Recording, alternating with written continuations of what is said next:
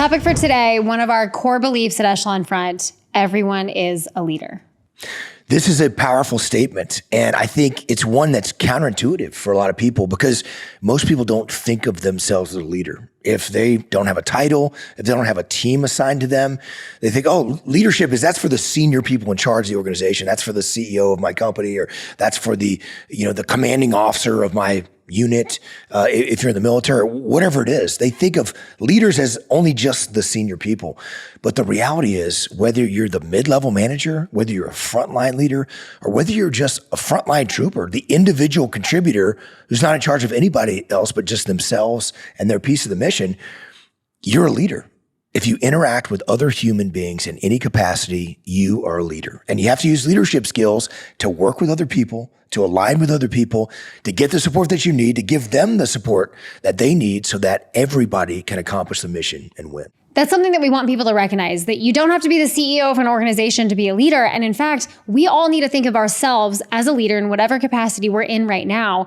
And we need to recognize the people around us as leaders, to include our kids. One of my favorite examples in the book Extreme Ownership is the chapter 2, No Bad Teams, Only Bad Leaders. Do you want to tell that boat cruise story? Yeah, that chapter is a humbling concept to think about. No bad teams, only bad leaders. What that means is, like, if my team's not doing well, then leadership is what's driving that team to either succeed or to fail. That was an example of when I was running training. After we deployed to Ramadi and learned some very humbling combat leadership lessons learned, I got a chance to come back and run SEAL leadership training. I tried to pass on the lessons that I wish someone had taught me before I went into a very difficult combat situation.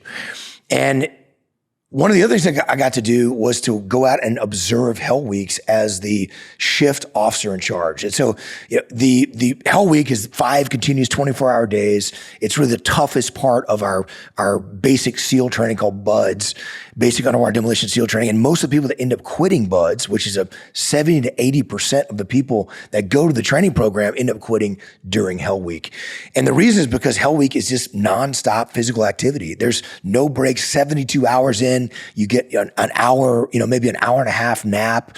And so you have to keep going for 5 days straight. And it teaches you that you can actually push yourself way harder than you think is possible. So it's a great training program, but it also requires a lot of scrutiny and oversight. And when you're going through it, you don't really realize that as much, because the instructor staff, every 8 hours, you're rotating. So I was in charge of one of those shifts. I had about a dozen instructors. And my job as the officer is really just to stand back, observe training, make sure that training was going well, make sure that students were doing okay, that we're training safely, that instructors are actually holding the standard, all those things. But I got a chance to really observe the class. And we were about 3 days into this training. And I saw that there's one of the boat crews is winning all the races, and one of the boat crews is losing all the races. So when you're going through BUDS, the class of students is broken down into teams of 7-man boat crews. And each of those 7 people are assigned to about a 200-pound rubber boat. And they have to carry this boat with them on their heads. They have to run up and down the beaches. They have to paddle out through the surf zone, paddle it for miles down the beach. But you're assigned to a boat crew, and each of the boats is numbered. So it's 1, 2, 3, 4, 5, 6, 7, all the way down the line for how many boat crews are actually left standing. And of course, as people quit, they'll consolidate boat crews, and that constantly changes. When you're going through Hell Week, that's a part of one of the biggest challenges. But one of the things that the instructors say all the time is it pays to be a winner. It pays to be a winner. The instructors come up with these complex races, right? They're testing the boat crew leaders and their communication to their teams, and you got to remember everything, and you've been up for 3 days straight. So that becomes very challenging and difficult when you're super physically exhausted.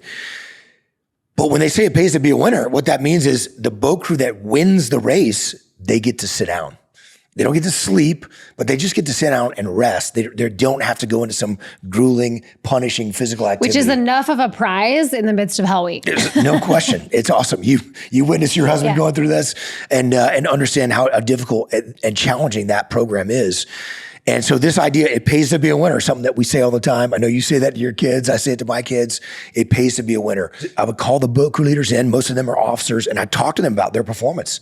And the boat crew leader for boat crew 6, I would tell him, you got to step it up. Your boat crew is failing. You need to lead. You need to step it up. And he would go back to his boat crew and he'd kind of just go through the motions. He'd say, hey guys, we have to do better. Hey, we need to improve. You could tell he didn't really believe it. and his boat crew never actually performed better. And so as we're looking at this, the instructors, I had a senior chief out there as a super experienced SEAL and just a great combat leader. And he said, you know what we should do? Let's swap out the boat crew leaders, boat crew 2 a little experiment. and boat crew 6. Perform an experiment, see what difference it can make. And for me, I didn't really know what difference it would make. I was like, all the races, the boat crew races are the same. It's still grueling physical activity. All these people are exhausted and tired. And it's the same teams. The only people we're swapping is one person on each team. Boat crew leader from boat crew 2 is going to swap places with the boat crew leader from boat crew 6. I didn't know how it was going to go. We call these guys over and we tell them, okay, boat crew leader from boat crew 2, you're going to boat crew 6. The look on this guy's face, you could tell was like, he was not happy. He was not happy about it. He's going to have to leave his team that he loves. They're outperforming everybody. And now he's got to go over and work with these turds from boat crew 6 who just can't get it done. But he doesn't have any ability to push back on this. He can't say, no, I'm not going to do that. He has to do what he's told to do. So he says, roger that. And you could tell there's a look of like determination on his face. He's going to go do the best that he could. Meanwhile, boat crew 6, we call that leader. We say, hey, you're going to go through boat crew 2. He's fired up. This guy had this look on his face of just elation. Finally, the wrongs of the world are being righted, through no fault of his own. He got this bad boat crew that he can't perform. And now we swap the leaders.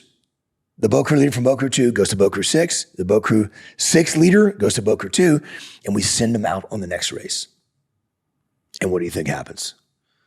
Massive improvement based on leadership? The very first boat crew to come across the finish line is boat crew 6. They go from the worst boat crew in the entire class to the best boat crew in the entire class in one iteration, just simply by inserting a good leader into the team. What I love about this story, though, is that the way it was described, or you guys have talked about it since, it wasn't that when you moved the boat crew 6 leader to boat crew 2, that they now were in last place. In fact, that team continued to perform really well. What it took was the leaders on that team had been led by a really strong leader, and they, within their position, continued to lead at an effective rate and continued to perform well. This is an example of the power of leadership. All it takes is one person to step up and lead. And in this case, it was the boat crew leader who got boat crew 6, instead of infighting and cussing each other out and blaming each other, he got them focused and working together as a team. Boat crew 2 continued to perform extremely well and was neck and neck with boat crew 6. And they continue to be the best or second best boat crew in the class. The reason is because it doesn't have to be the senior person. It doesn't have to be the senior person because everybody is a leader. And you had leaders, junior people inside that boat crew who knew how to lead, who knew how to work together as a team, and they made sure that team was successful. That story resonates with so many people. And I love that example because when we talk about everyone as a leader, it's helping people understand that you have the capacity at whatever level you're at right now to determine the outcome and to influence the people around you for the better, even if you don't necessarily have that leadership role.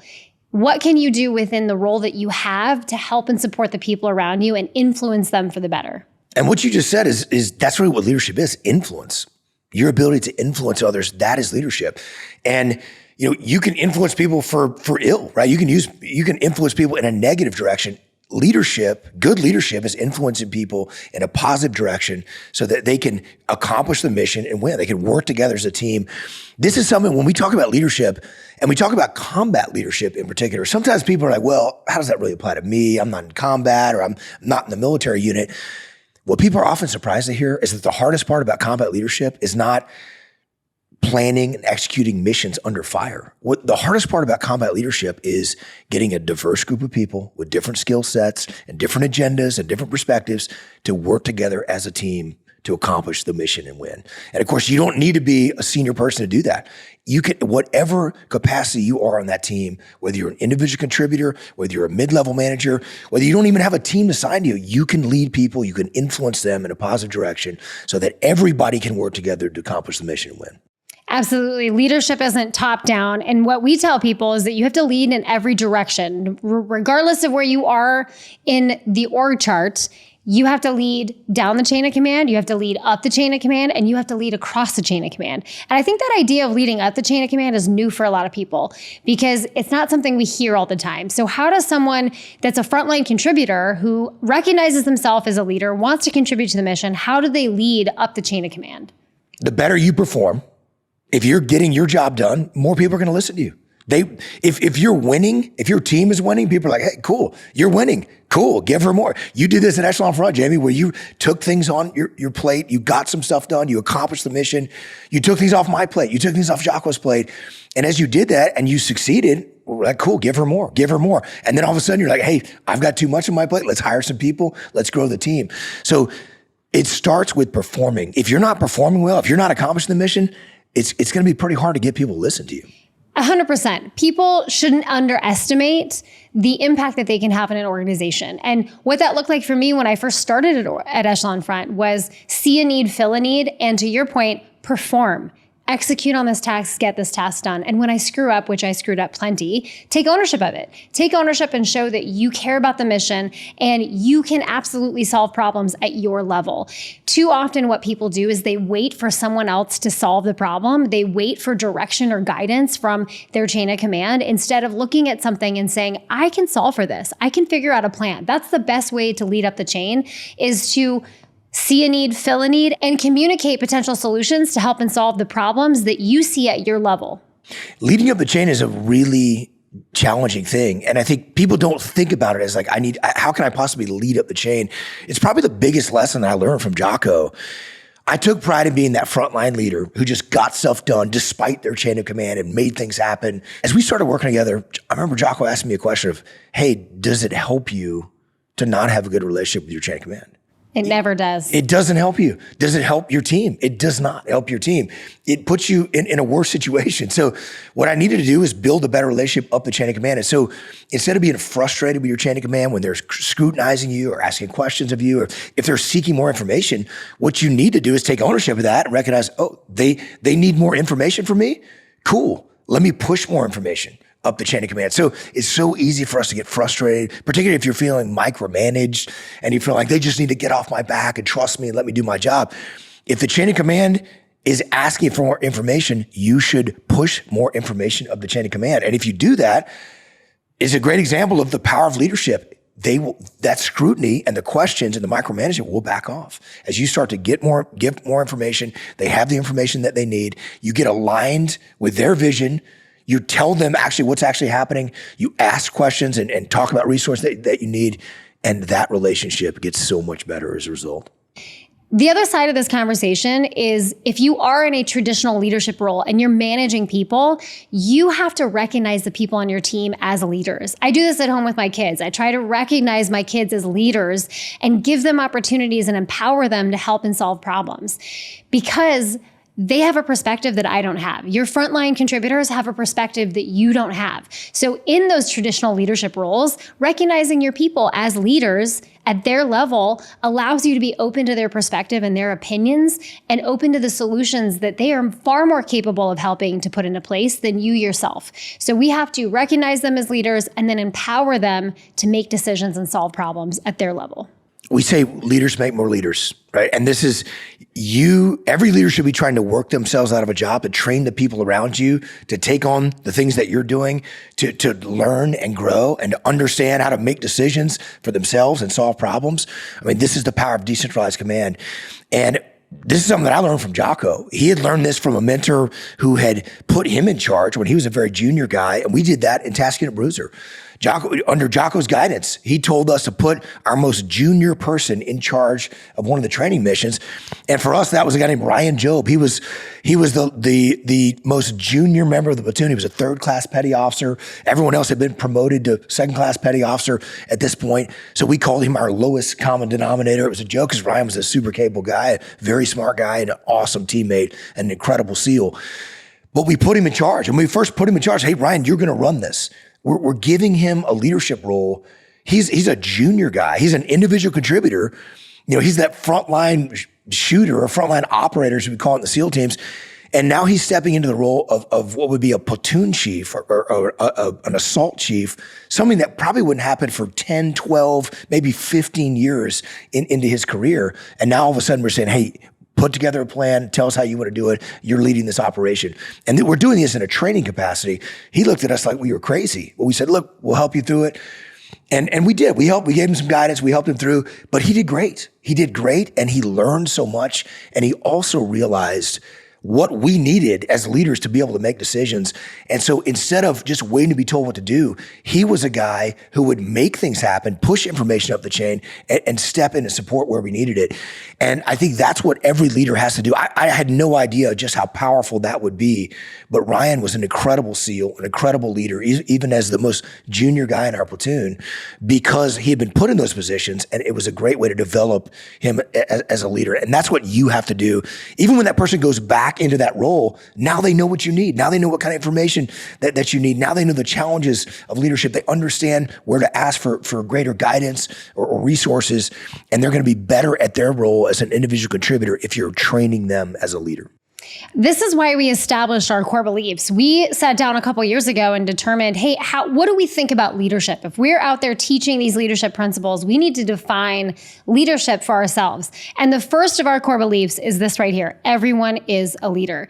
And beyond that, we believe that leadership exists in every capacity. So we give a lot of examples of combat. We give a lot of examples in business and at home with your families, and leadership within yourself. Leadership exists in every capacity in your world. And then the third core belief, which I think is directly aligned with what we're talking about today, is that leadership is a skill. That means if everyone's a leader and leadership is a skill, these are things that people can learn. It is not always something that you're born with. People have this idea that leaders are born with these innate qualities that make them good leaders. What we know to be true is that anyone can learn how to lead and to apply these leadership principles effectively within their life. And ultimately, what that leads us to is our fourth core belief, which is leadership is the solution. Every problem you're facing in business or in life, these are leadership challenges, and it's leadership that allows us to actually solve those problems. I would only disagree with you on one thing there, and that is that everybody can learn to lead, because there's one type of person that can't learn to lead, and that is the person who is not humble enough to recognize that they're not as good as they should be and they should improve. And if you have your ego is the biggest detriment to improving, to learning and growing. And that's everybody else can improve. Everybody else can improve. If you can't humble yourself enough to recognize that you need to get better, then you will never improve. And that's the only exception, I think, to that rule. For everybody else, leadership is absolutely a skill that you can learn and you can improve and you can grow. It's also a skill that atrophies. That last core belief, leadership is a solution, that is a powerful statement. And the reason it's a powerful statement is because we don't often see that our problems are leadership problems. And, if you and I are working together, but we have some frictional relationship and, you don't like me and I don't like you, and you might call that a personality conflict. Well, that seems like an impossible situation. How can I fix that situation? And if I realize that leadership is the solution to this problem, I start taking ownership. I start working to build a better relationship with you. I can actually get this problem solved. Even if we never become BFFs, we can improve our relationship. We can work together. We can have an effective working relationship so that we can accomplish the mission and win.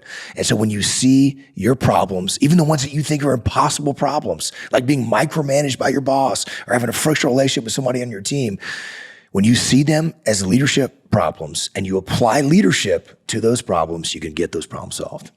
But that only works if you recognize yourself first as a leader. So the immediate action drill for today is to take an assessment. Where can you step up and lead? And more importantly, if you lead a group of people, in what ways can you better empower them to step up and lead at their level to solve problems? Even if it's above your pay grade to solve a problem, look at what a solution might be and make that recommendation of the chain of command so that your chain of command has an opportunity to evaluate that solution and see if it's something that could actually work. So wherever you are, in whatever capacity, lead. And when you lead, you will win. Find us on YouTube or wherever you like to listen to podcasts and do all the things you're supposed to do. Like, subscribe, share, leave us a review, but most importantly, send us the leadership challenges that you're facing right now so we can target our next episodes to helping you understand how to apply the principles of extreme ownership to solving those challenges. Check out our free resources at echelonfront.com, or you can take the next step and join the Extreme Ownership Academy, our online training platform, where we go deeper on these principles and teach you how to apply them in your business and in your life.